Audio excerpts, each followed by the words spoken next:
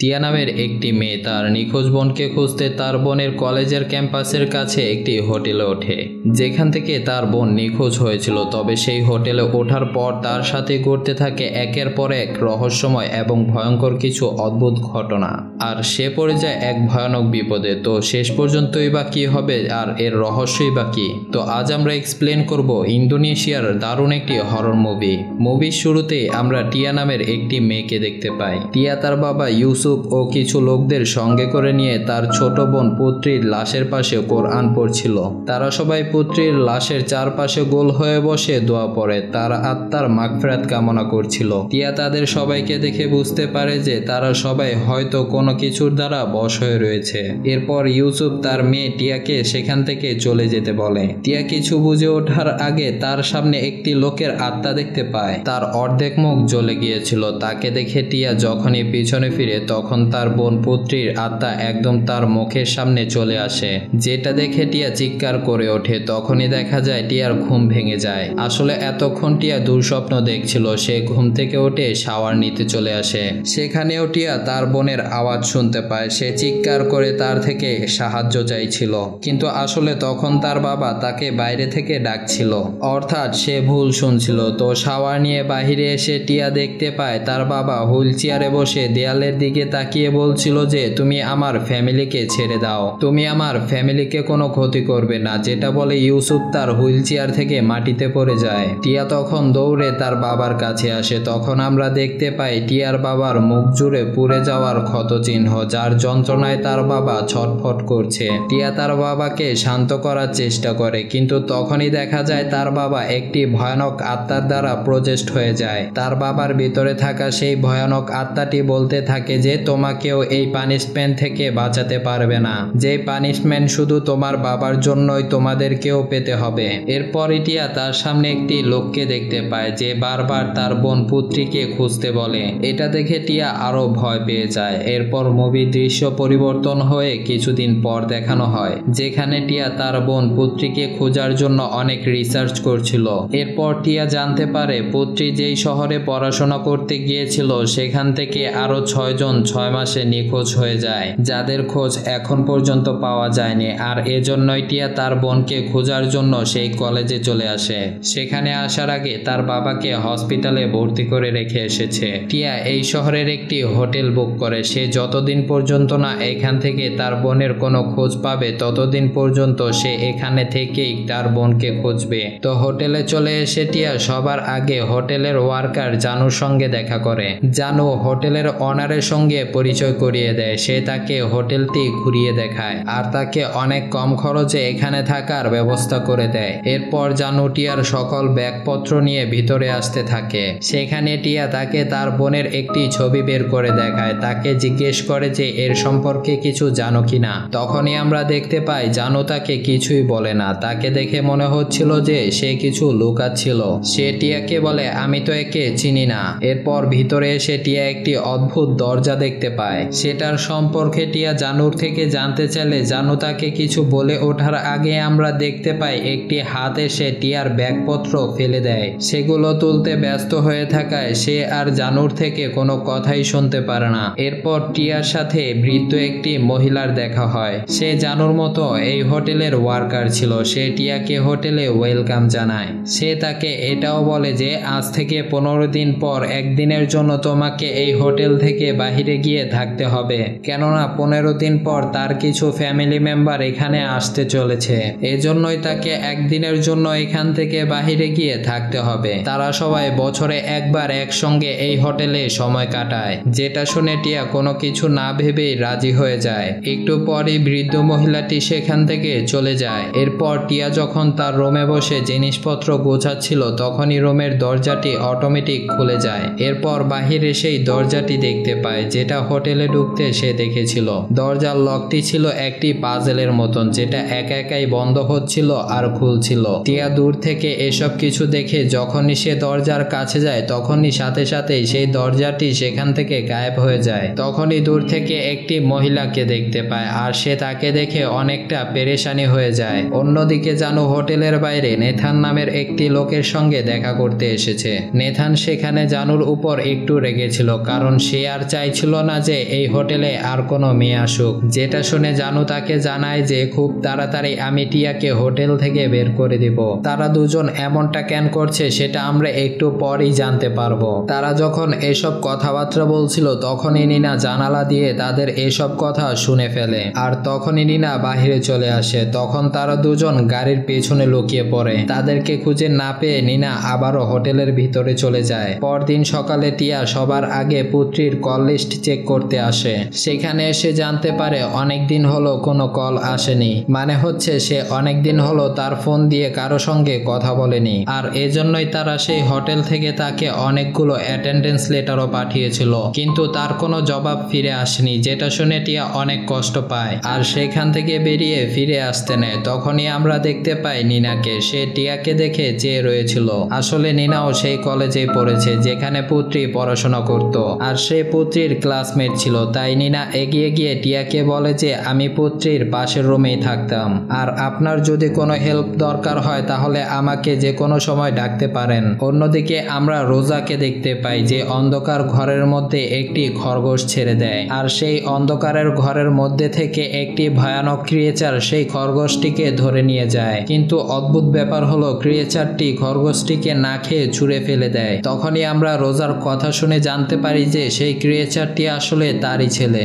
আর সে তার ছেলেকে শান্ত করে বলে আমি খুব তাড়াতাড়ি সেই জিনিসটি তোমার জন্য নিয়ে আসবো যেটা খাওয়ার জন্য তুমি পাগল হয়ে আছো। আসলে রোজা তার ছেলেকে মানুষের মাংস খাওয়ার কথা বলছিল। এরপর রোজা ঘুমানোর জন্য তার ঘরে চলে আসে যেখানে জেফরি তার সঙ্গেই ছিল। তাদের দুজনের চেহারাতে সেই ভয়ানক পুড়ে যাওয়ার ক্ষতচিহ্ন দেখা যায়, কিন্তু সেটা একটু পরই আপনা আপনি আবারও ঠিক হয়ে যায়। রোজা সেখানে ক্যাংজাং শয়তানের নাম বলে আর জাফরিকে বলে যে এখন আমরা ক্যাংজাং শয়তানকে আমাদের পরবর্তী স্যাক্রিফাইস দেওয়ার জন্য প্রস্তুত করব, আর তাহলে আমাদের চেহারা থেকে ক্ষতচিহ্ন একদমই পুরোপুরি ঠিক হয়ে যাবে। এরপর আমরা টিয়াকে দেখি। সে তার রুমে অন্য মানুষক হয়ে বসেছিল। তখনই সে বাইরে থেকে তার বাবার গলার আওয়াজ শুনতে পায়। তার বাবা ক্যাংজাং শয়তানকে চিৎকার করে রিকোয়েস্ট করে বলছিল যে সে তার মেয়ে টিয়াকে যেন কোনো ক্ষতি না করে, তার মেয়ের বদলে যেন তাকে শাস্তি দেয়। ইউসুফ কান্না করতে করতে এগুলো বলছিল।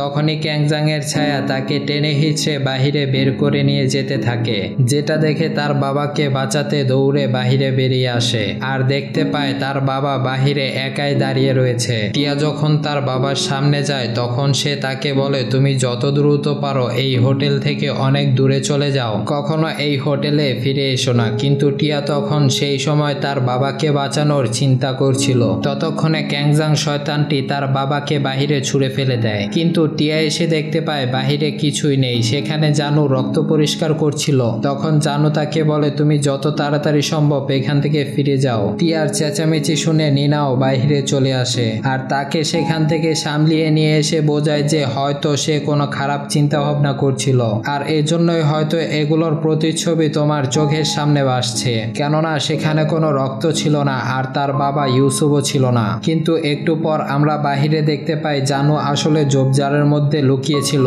যার মানে হচ্ছে এসব কিছু জানু আর নেথান মিলে প্ল্যান করেই করেছিল, যাতে তারা টিয়াকে ভয় দেখিয়ে সেই হোটেল থেকে বের করে দিতে পারে। এরপর নিনা টিয়াকে তার রুমে নিয়ে আসে যেখানে টিয়ার নিনাকে সবকিছু খুলে বলছিল। টিয়া বলে আমি আসলে এখানে আমার বোনকে খুঁজতে এসেছি। সে 2 বছর হলো গায়েব হয়ে গিয়েছে, কিন্তু তার থেকেও অদ্ভুত বিষয় হচ্ছে তার বোন প্রায় রাতেই স্বপ্নে এসে তাকে খুঁজতে বলে।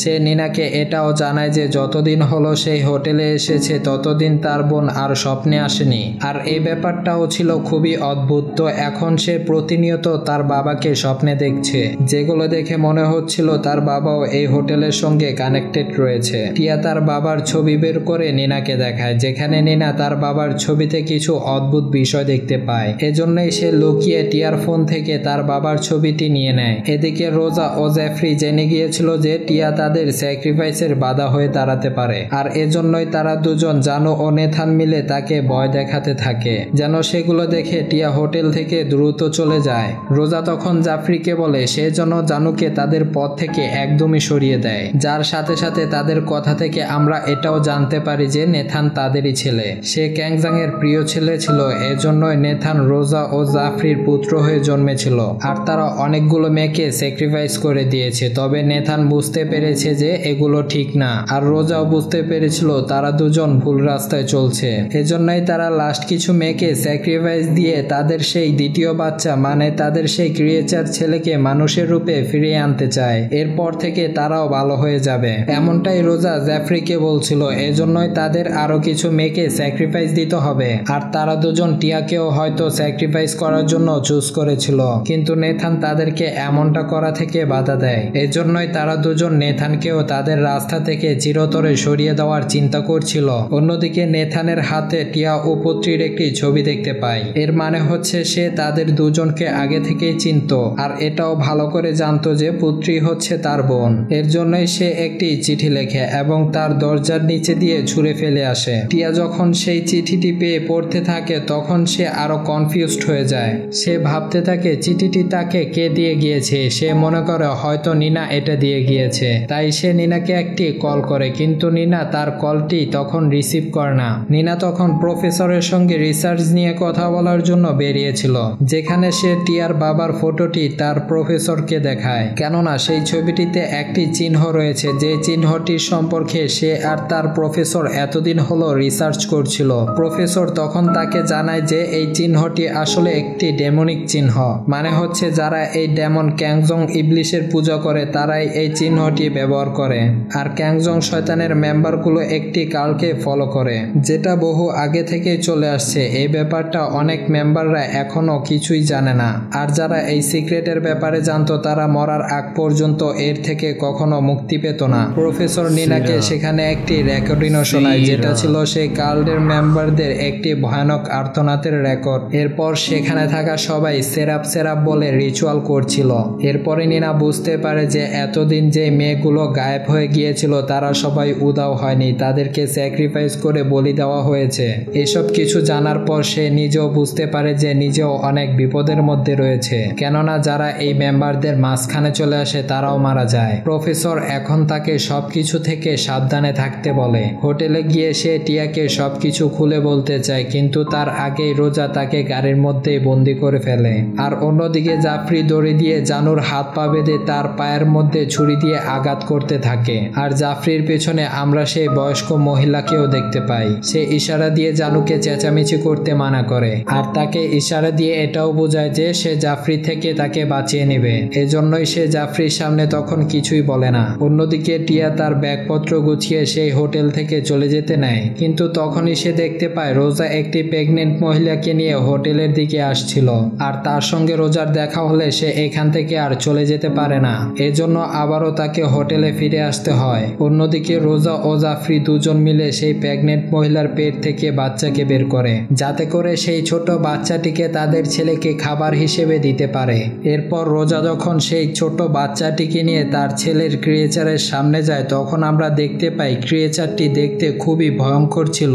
অন্যদিকে সেই বয়স্ক মহিলা হোটেলের সবাইকে হোটেল থেকে একদিনের জন্য বাইরে যেতে বলছিল, কারণ আজকেই সেই রাত রোজা ও জাফরির পরিবারের নতুন সদস্য আসতে চলেছে, মানে হচ্ছে সেই কাট মেম্বার আসতে চলেছে যে এই রিচুয়ালটি সম্পূর্ণ করবে। এরপরই হোটেলে থাকা সবাই হোটেল ছেড়ে একদিনের জন্য বাহিরে চলে যায়। এরপর আমরা টিয়াকে দেখতে পাই তার ফোনে হসপিটাল থেকে কল আসছিল, আর তাকে বলা হয় ধীরে ধীরে তার বাবার অবস্থা খুবই খারাপ হচ্ছে, আর তার বাবার মুখের ক্ষত স্থানে অনেক পোকা আক্রমণ করেছে, যেগুলো তার বাবাকে ধীরে ধীরে আরো মৃত্যুর দুয়ারে ঠেলে দিচ্ছে। এটা শুনে টিয়া অনেক ভেঙে পড়ে। একটু পরে নেথান তাকে বাহিরে নিয়ে আসে, দ্রুত হোটেল থেকে পালিয়ে যেতে বলে, তা না হলে তার অনেক বিপদ রয়েছে। নেথান টিয়াকে বলে ওরা পুত্রীকেও ঠিক এভাবেই ডেকে নিয়ে এসেছিল। তাদের সঙ্গে সেই ট্যাক্সি ড্রাইভারও মিলিত ছিল যে নিনা ও পুত্রীকেও এখানে নিয়ে এসেছিল, আর তারা সবাই পুত্রীকে ক্যাংজাং শয়তানের কাছে স্যাক্রিফাইস করে দিয়েছে, আর এখন তারা তোমার সঙ্গেও ঠিক এমনটাই করতে চলেছে।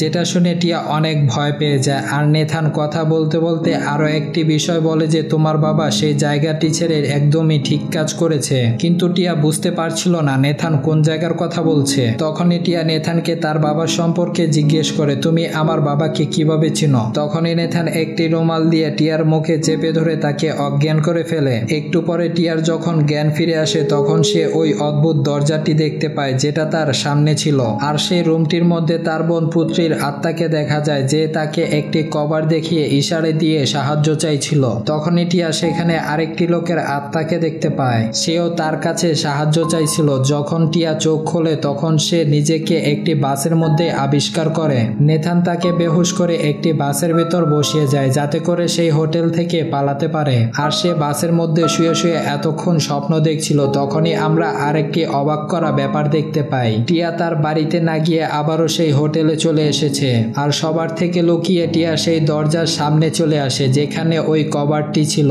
টিয়া সেই রুমটি ভালোভাবে খুঁজতে থাকে আর যখনই কভারটি সরিয়ে ফেলে তখনই তার পিছনে কিছু লেখা দেখতে পায়, যেগুলো দেখে টিয়া অনেক অবাক হয়ে যায়। কেননা সেই দেয়ালে ডেভিলের সঙ্গে ডিল করার সকল রুলস লেখা ছিল। আর তারা যদি স্যাক্রিফাইস করে ডেভিলের সঙ্গে ডিল করে তাহলে সেখানে তারা অনেক টাকা পয়সা ও সফলতা অর্জন করতে পারবে। কিন্তু এগুলো করতে হলে তাদেরকে ডেভিলের সঙ্গে বিশ্বস্ততা ঠিক রাখতে হবে। আর এভাবে ডেভিলের রিচুয়ালটি এগিয়ে নিয়ে যেতে হবে। যেমনটা রোজা ও জাফরির একটি ডেভিল চাইল্ড থাকা সত্ত্বেও তারা আরো একটি ডেভিল চাইল্ড দুনিয়াতে নিয়ে আসতে চাচ্ছে। টিয়া সেখানে এটাও দেখতে পায় যে তার বাবা রোজার সঙ্গে মিলিত হয়ে নেথানকে জন্ম দিয়েছিল আর তাকে ডেভিল চাইল্ড বানিয়েছিল, কিন্তু তার বাবা এসব করতে রাজি ছিল না। আর এজন্যই ডেভিলের সঙ্গে ডিল ভঙ্গ করে এই জায়গাটি ছেড়ে এখান থেকে চলে যায়। তখন আমরা বুঝতে পারি যে নেথান টিয়াকে ইউসুফের এই জায়গাটি ছেড়ে যাওয়ার কথা বলছিল।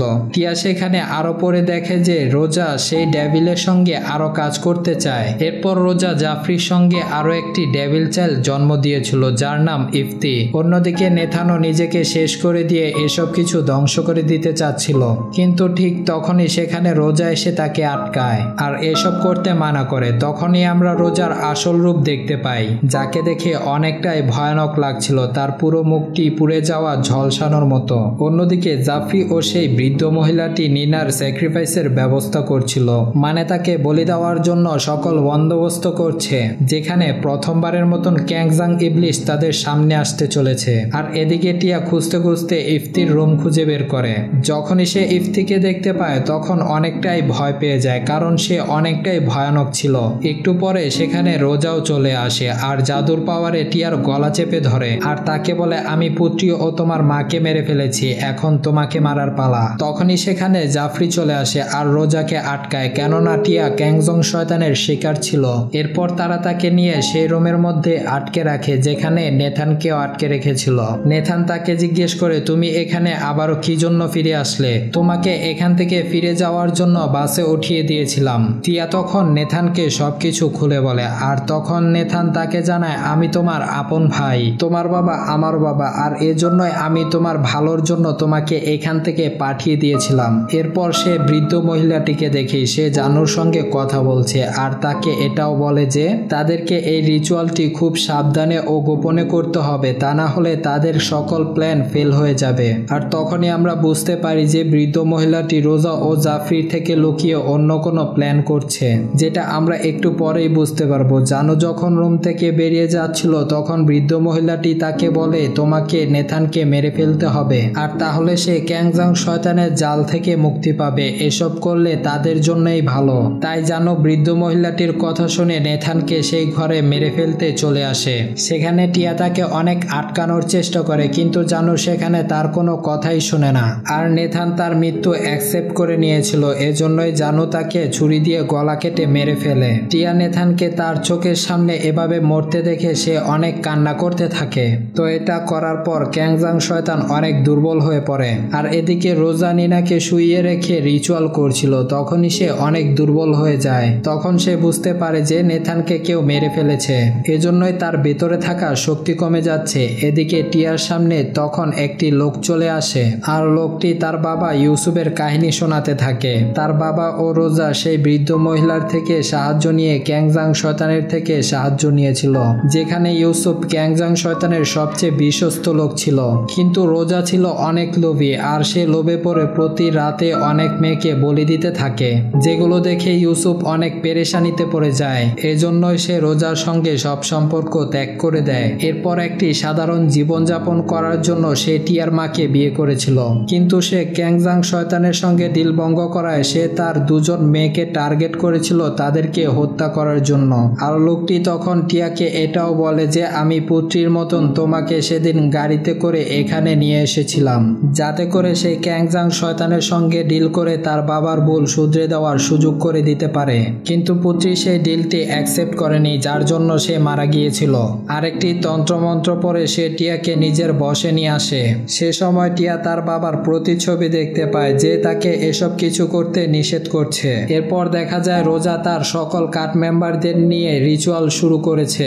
দেখতে দেখতে তাদের সামনে সেই ভয়ানক ক্যাংজাং শয়তান তাদের সামনে চলে আসে, আর সবার প্রথমে এসে সে নিনার ডেড বডিটি নিয়ে ভয়ঙ্করভাবে খেয়ে ফেলে। তখনই রোজা ভাবে হয়তো রিচুয়াল পুরোপুরিভাবে সম্পূর্ণ হয়ে গিয়েছে, আর তখন তার ফেসও ঠিক হয়ে যাবে, কিন্তু এমনটা কিছুই হয় না।